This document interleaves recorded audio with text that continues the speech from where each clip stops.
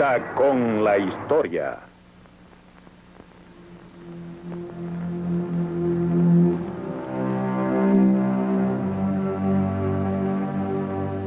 ¿Cómo se convierten los seres humanos en lo que son? ¿Y qué son? Esa es mi pregunta.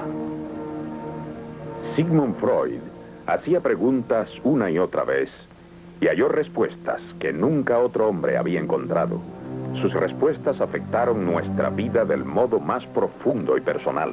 Con razón o sin ella, Freud cambió para siempre su imagen.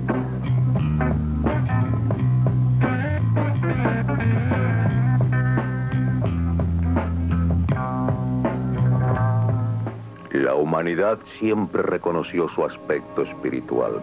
Yo tuve que demostrar que también había instintos.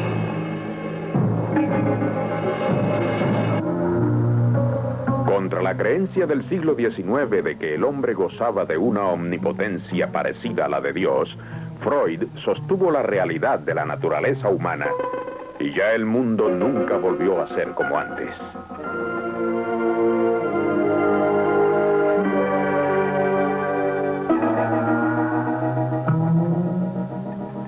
El trabajo de mi vida fue explorar la mente subconsciente del hombre. Ese revuelto mar interno de recuerdos ocultos, fuerzas primitivas y deseos en los cuales no se puede pensar. Si no comprendemos el ciego instinto de agresión y los deseos sexuales, vivimos en un mundo de ilusiones desempeñando un papel en una trágica historia de sombras. El estudio de la mente subconsciente trajo a la luz hasta el último elemento humano en nuestra naturaleza.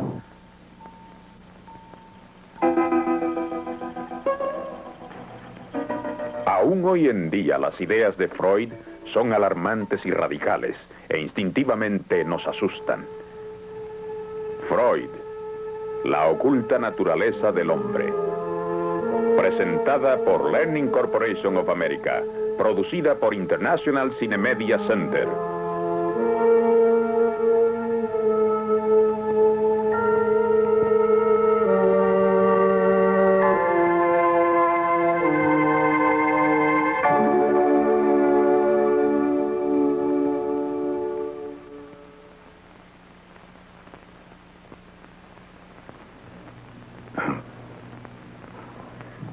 Si ustedes, señoras y señores, están ahí esperando escuchar algo sensacional o hasta procaz,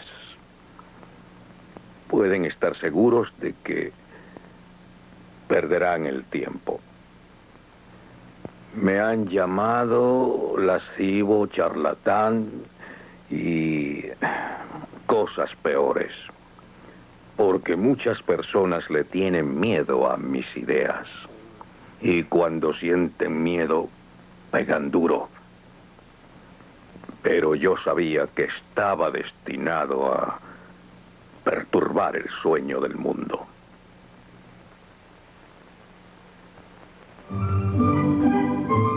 ¿Cómo era ese mundo cuyo sueño perturbó Freud?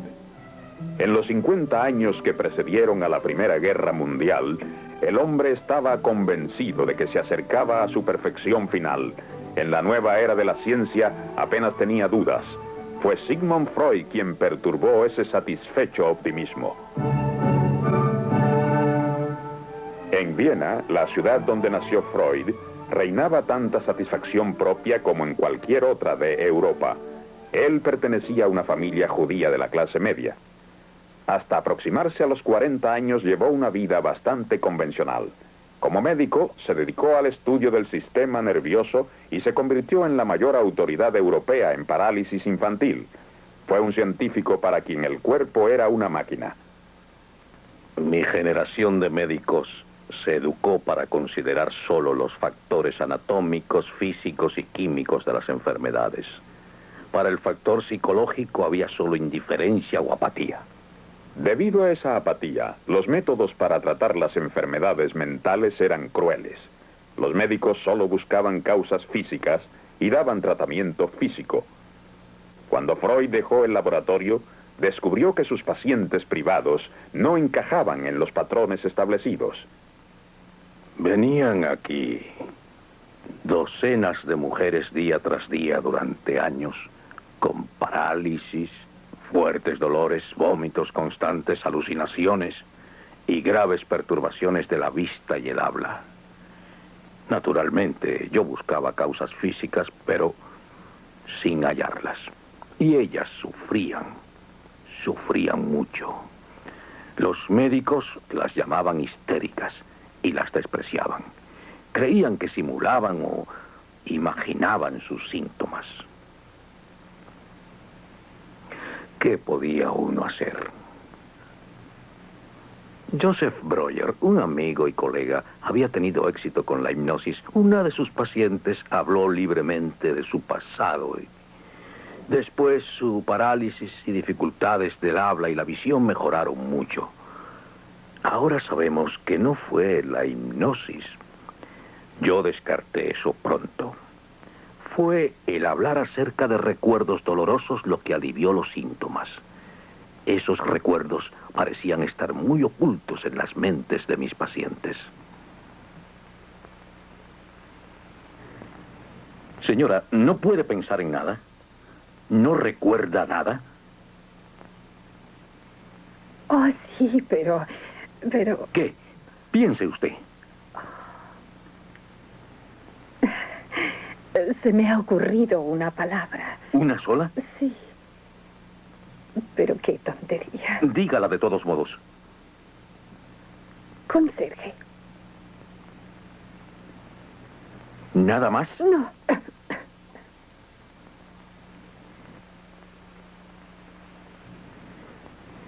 Camisón. Otra.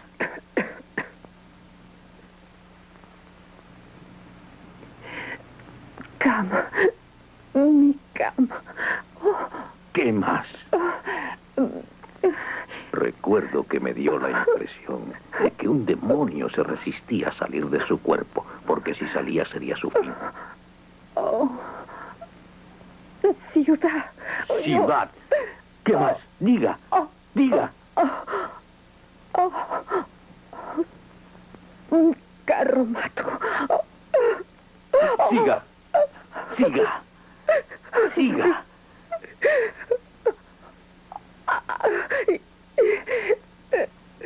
¿Qué?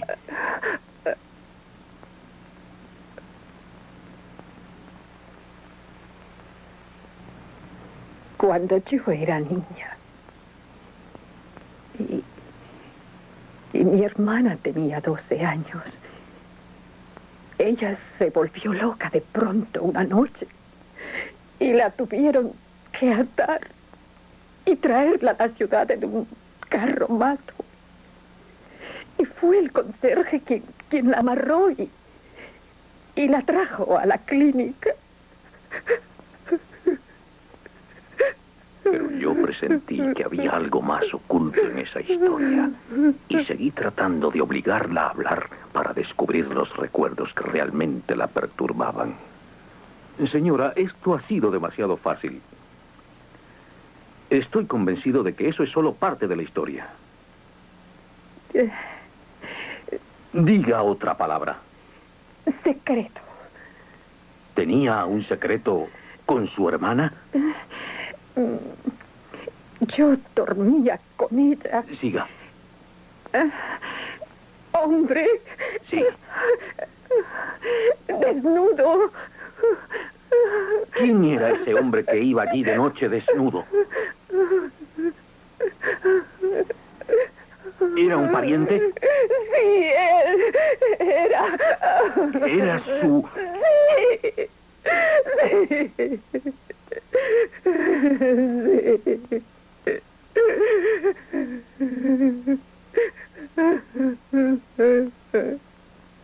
Si nuestra mente subconsciente, sin darnos cuenta, puede tullirnos o cegarnos, qué poderoso debe ser ese subconsciente y qué importante.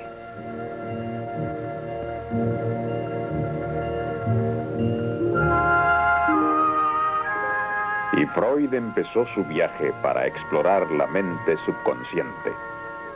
la mente que el hombre no conocía. Pero al principio el viaje fue muy penoso. En 1896, Freud habló a los médicos de Viena acerca del origen sexual de la histeria. Reinó el silencio. Fue como si hubiera un muro a mi alrededor. El presidente fue breve. Parece un cuento de hadas científico, dijo. Luego empezaron las insinuaciones acerca de mi moral. En ese tiempo estaba seguro de que mis pacientes eran presa de recuerdos penosos reprimidos en su subconsciente y también estaba seguro de que esos recuerdos reprimidos eran sexuales, casi siempre acerca de la seducción de una niña por su padre. El doctor Breuer no quería aceptarlo. Otros doctores, los más benévolos, me desdeñaron y yo quedé solo. Luego vino una gran desilusión. Después de meses y meses de entrevistas, comprendí gradualmente que las historias de mis pacientes acerca de las seducciones eran casi siempre un invento. Eran fantasías solamente. Eso destruyó mis atrevidas teorías. Pero hay cierto patrón en la locura. La mente siempre tiene un propósito. Buscando esos propósitos, Freud miró dentro de su propio subconsciente. En esa época le temía la muerte, a los viajes y a veces hasta a cruzar la calle. Era víctima de las mismas fuerzas neuróticas que sus pacientes. Eso le dio base para sus estudios. Sin embargo, se había dejado engañar por falsas historias de seducción infantil. ¿Debía abandonar sus estudios? Ese fue un momento decisivo en su vida y en su carrera. Aún se hizo otra pregunta más profunda. ¿Cuál es el propósito de esas fantasías de seducción?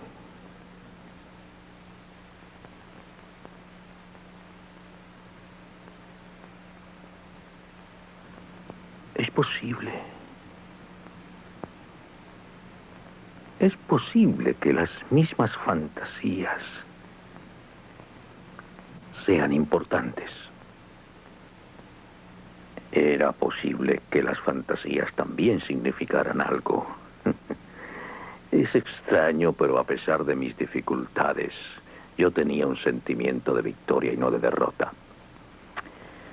Las fantasías son como sueños, y pronto descubrí que yo podía aprender mucho de los sueños de mis pacientes. Resolví explorar los sueños científicamente. Ustedes saben que los sueños siempre han sido parte importante del arte, la religión y la mitología. Pero la gente se indignó cuando demostré que estos eran también parte de la realidad de nuestro propio yo, una parte muy importante, porque los sueños no tratan de trivialidades. No dejamos que nada trivial perturbe nuestro sueño. Mis estudios de los sueños tardaron 5 años, y muchos de los sueños que estudié fueron los míos.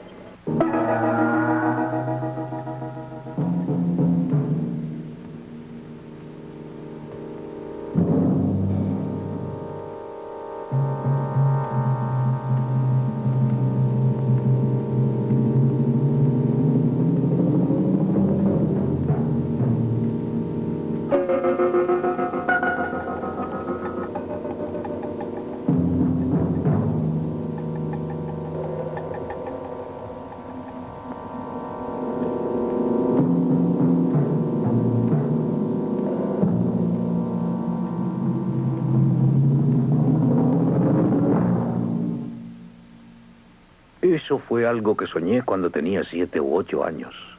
Y fue tan vivo y aterrorizante que lo recordé bien y pude analizarlo años más tarde. Aún en el sueño, reconocí la cama de mi madre. Pero esos pájaros, ¿qué eran? ¿Qué significaban? Recordé que días antes de haber soñado eso, había visto una Biblia ilustrada y vi dioses egipcios con cabezas de pájaros celebrando ritos funerales. Supe que la que iba en la litera era mi madre, porque mi terror lo causó el miedo de que ella hubiera muerto. El significado era claro, ¿no creen? El sencillo temor a la muerte de ella. Pero eso era solo lo que llamé el sentido manifiesto del sueño, el superficial. Aún en los sueños están nuestros sensores tratando de disfrazar el significado verdadero de ese sueño. Al profundizar, descubrí que la figura de la litera era el recuerdo de mi abuelo moribundo. ¿Mi abuelo? Tal vez yo había puesto a mi padre en esa litera fúnebre. Y los pájaros significaban otra cosa. Unos días antes de soñar eso, estuve jugando con Philip, un chico vecino. Él hablaba de contactos sexuales y usó una palabra vulgar que yo no conocía. Fue Vögel en alemán. Y procedía directamente de la palabra alemana que significa pájaro, Vogel. Descubrí el significado prohibido de mi sueño, el verdadero significado, el que pretendían ocultar mis sensores mentales aún durmiendo. La ansiedad que estaba disfrazada era sexual. Representaba solo mi deseo de que muriera al fin mi padre y el deseo erótico por mi madre. Trabajando con los sueños de sus pacientes y sus libres asociaciones y con sus propios sueños y asociaciones, Freud desarrolló los principios y técnicas del psicoanálisis. Según Freud, el psicoanálisis prueba que el hombre tiene menos dominio del que cree sobre sus inconscientes impulsos irracionales y primitivos. Esos impulsos, según Freud, se originan en nuestros primeros años. Al contrario de otros animales, el hombre depende de alguien durante casi un cuarto de su vida. En ese mundo de dependencia, sobre todo en los primeros 5 o 6 años, decía Freud, se forma la personalidad del hombre. Psicológicamente, el niño es el padre del hombre. Antes de la época de Freud, apenas se pensaba que el niño tuviera emociones reales, como un adulto. La niñez era algo de sencilla inocencia y felicidad. Freud presentó otro cuadro. El mundo infantil está lleno de emociones. A los humanos les duele que nazca otro niño. Los padres, consciente o inconscientemente, pueden rechazarlo. Según Freud, las relaciones familiares son de competencia. El niño siente deseos y celos constantemente. Los sentimientos de un niño no son infantiles. Son sentimientos de agresión y deseo erótico, y estas intensas emociones, naturalmente, se dirigen primero a la madre. Ella es el primer amor del niño, y esa relación se convierte en modelo para todos sus amores posteriores, ya sea la criatura niño o niña. Según Freud, ese amor erótico no es sencillo. En él hay también agresión, porque muy pronto el niño ve que está bajo el dominio absoluto de su madre. Dice Freud que el padre también provoca fuertes emociones contradictorias. Amor, miedo y odio cuando el niño siente que el padre es el rival que se interpone entre él y su madre. Según Freud, estos primeros conflictos emocionales establecen un patrón en lo profundo de nuestro subconsciente. Amamos a nuestra madre, pero le tememos por su poder sobre nosotros, y al padre le amamos y le odiamos por robarnos ese amor.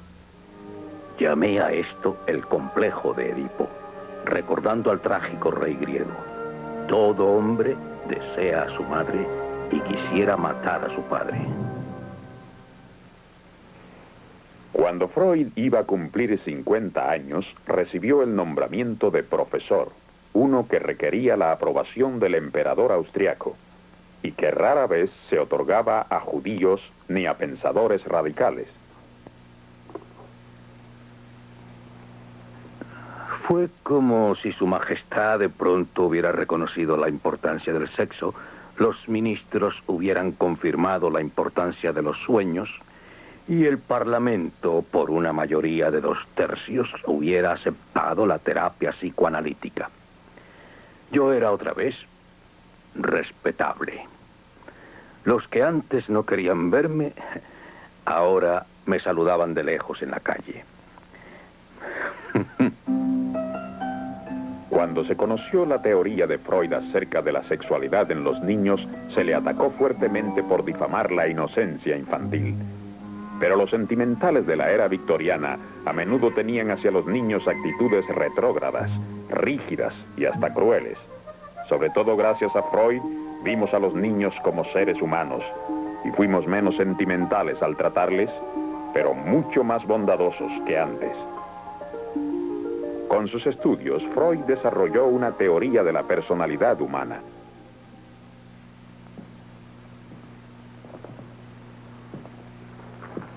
Esto fue lo que descubrí. Hay el yo que creemos ser, el yo que trata de entenderse con el mundo exterior de la realidad.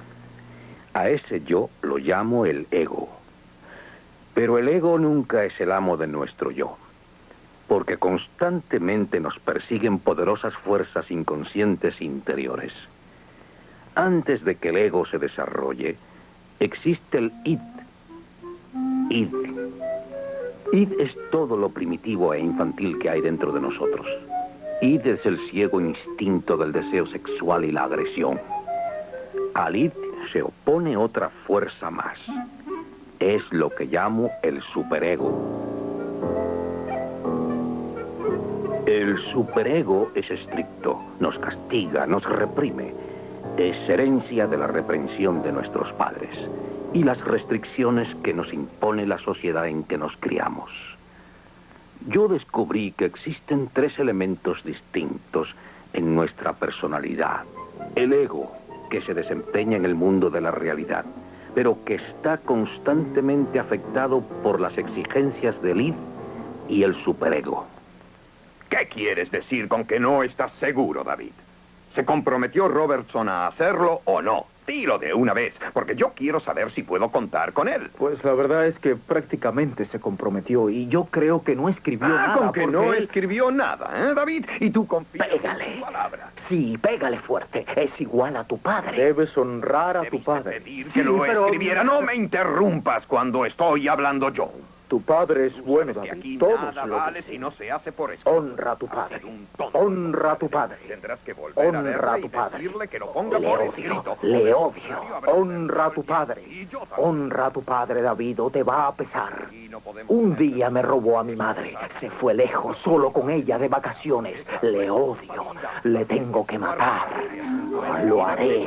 Señor Peters, yo iré a ver a Robertson ahora. Gracias por dejarme explicarlo. El odio de David hacia el señor Peters está basado en su odio inconsciente a su propio padre, por sus celos infantiles, por su complejo de Edipo. Freud dice que si no se conocen esas fuerzas ocultas, estaremos condenados a vivir nuestra vida dramatizando constantemente nuestras relaciones infantiles con nuestros padres.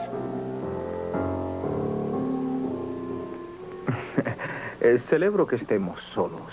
¿En un restaurante? Solo me refiero a que cada vez que te visito está allí tu compañera. ¿No sale ya nunca? Sí, a veces. Es lindo tu vestido, Peggy. Gracias, David. Yo deseo más, más. Sí, deseo. David, los caballeros no miran así a una chica. Tú sabes que no, ¿eh? Honra a tu madre. Honra a tu madre. ¿Quieres comer algo? No, gracias. Yo he comido ya. Yo deseo. Sí, David, mi vida. Ven, reclínate sobre mi pecho. Yo deseo.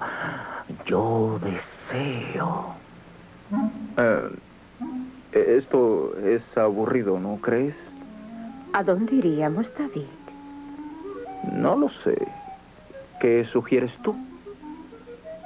Pues podría ser a mi apartamento. Yo deseo, sí, yo deseo, sí, deseo. Honra a tu madre, honra a tu madre. David, ¿qué haces con tu hermana ahí en el sótano? Sí, de acuerdo. Pero ¿estás segura de que tu compañera ha salido? Oh, sí. Nuestra relación infantil con nuestros padres, según Freud, gobierna todos nuestros afectos posteriores y a menudo los llena de ansiedad. Sin duda, David conoce muy poco su verdadero yo. La tarea del ego es afrontar el conflicto de las exigencias de la realidad y del id y el superego conservando su verdadero yo. La lucha entre el id y el superego puede ayudarnos a desarrollarnos y a progresar como individuos, pero solo si reconocemos esa lucha y la comprendemos. Si no logramos comprender esos salvajes demonios que viven en nosotros, seremos esclavos de nuestros impulsos y emociones inconscientes y víctimas de nuestro pasado. Nuestra vida de adulto está profundamente influenciada por las emociones primitivas de nuestros primeros años. Esta idea revolucionaria en los tiempos de Freud es básica para que el hombre se comprenda a sí mismo y comprenda su civilización. El conocimiento de esas poderosas fuerzas de nuestro subconsciente puede asustarnos, pero también puede libertarnos.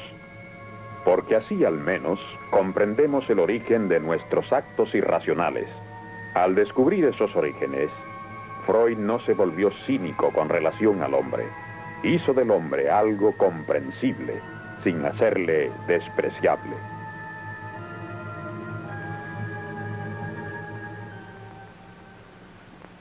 Yo no tengo consuelos que ofrecer, ni esperanzas. Les ofrezco solo una libertad limitada, verse libres de la ilusión y de la infantil esclavitud con el pasado. Les ofrezco algo que es muy difícil de conseguir, que puedan comprenderse de modo real siempre y proteger su yo individual también de las salvajes fuerzas interiores y de las de su sociedad.